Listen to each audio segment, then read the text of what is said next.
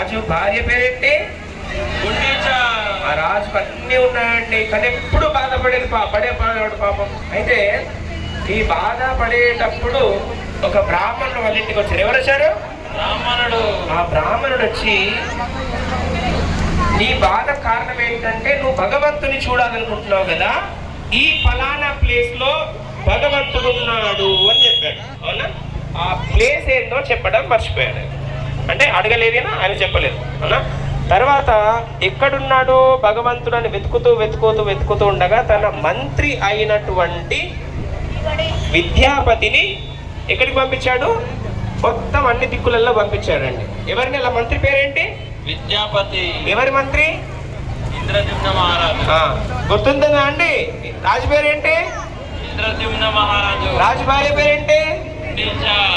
రాజుకు అన్ని ఆస్తులు ఏముండేది? భగవంతుని చూడాలనే కోరిక, దానివల్ల బాధ కనబడట్లేదని. తర్వాత ఎవరిని పంపించాడు? ఎక్కడున్నాడు భగవంతుని ఎత్తుకమని?